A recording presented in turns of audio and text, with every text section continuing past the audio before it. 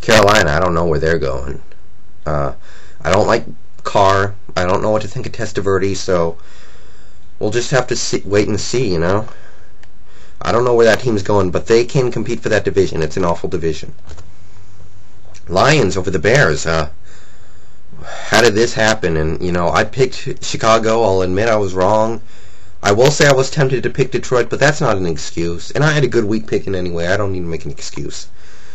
You know, I thought the Lions couldn't run the ball. Kevin Jones, he's taking the league by storm. We forget about this guy, but he was a first-round pick, and he can play. He just can't stay healthy. And if he can stay healthy, he can play. Let's see. And that defense, that defense can force some turnovers. It's not a very good defense. They can't stop teams on a regular basis, you know, like teams like the Ravens and Bears have in recent years been capable of doing, but they will force turnovers and get quarterback pressure. Doesn't necessarily notate a good defense, but it can get the job done as long as, you know, the offense as long as the offense is able to turn it over, you know. So I don't know where this team is going. I think their defense will fail them in the playoffs, but I think they're pretty much a lock for the wild card if they keep playing like this.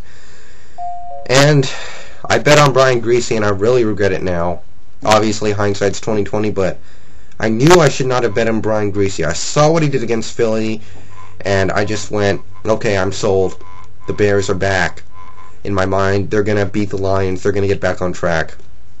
Why did I do that? Because the thing with Brian Griese is he's not as bad as Trent Dilfer or Brad Johnson, so he will never be that kind of quarterback.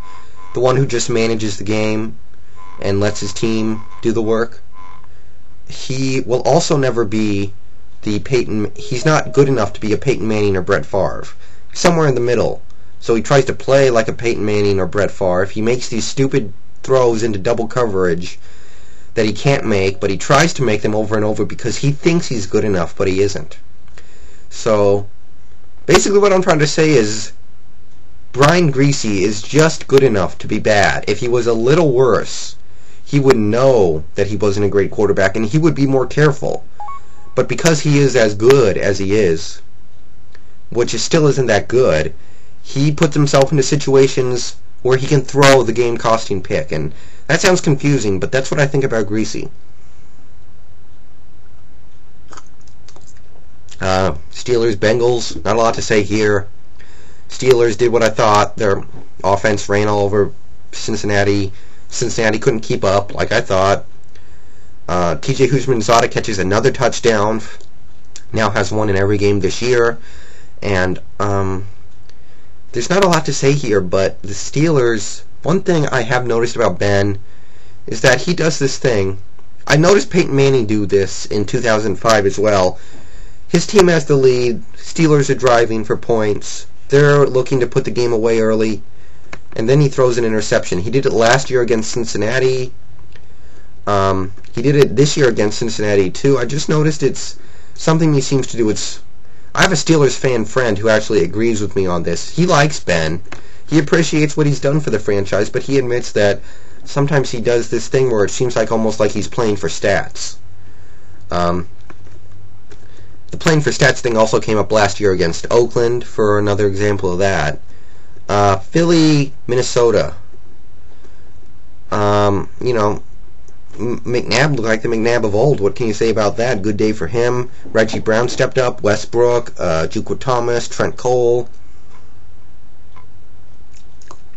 Oh, that's hot. You know, the Eagles taking care of business, went on the road, got a big win for them. And Adrian Peterson, what are you doing down in that ball at the one? I know you're a rookie and I know you're not perfect, but that was just dumb. And might have cost you the game. It cost you a timeout. It cost you 3 points because of field position. You know, I know rookies aren't going to be perfect. Like that fumble last week you had against Dallas. That's going to happen. But this shouldn't happen. This should never happen. That was just inexcusable. And Titans, Raiders. Titans win in spite of Vince Young. And yes, I said that. I know I take some flack for, you know, saying negative things about Vince Young on here, but I'm not backing down. You I respect what Vince Young has been able to do. He's played some solid football so far in his career. Hold on. But, I think this game is ultimate proof of how one player can't win game. You people are telling me Vince Young wins games, Vince Young wins games. One player can't win a game. Not in football, anyway. Not in professional football. The talent level is too, there's too much competitive balance in the NFL. Maybe if you go to college football, things are different, but in the professionals, one player don't make a game. And I don't care who it is or what the situation is. Vince Young does not win games on his own. The Titans are winning games. He's just along for the ride, and in this instance, he was lucky to win a game with the way he played. He had less than 70 total yards, so I don't know. I expect to get flamed a bit for this, but Vince Young does not win games. The Titans are winning games, so I wish you people would stop telling me that, because that's just the way it is. And as for the Raiders, I want to see Jamarcus Russell real soon. This season is in the toilet. Culpepper has been struggling. I want to see Jamarcus Russell.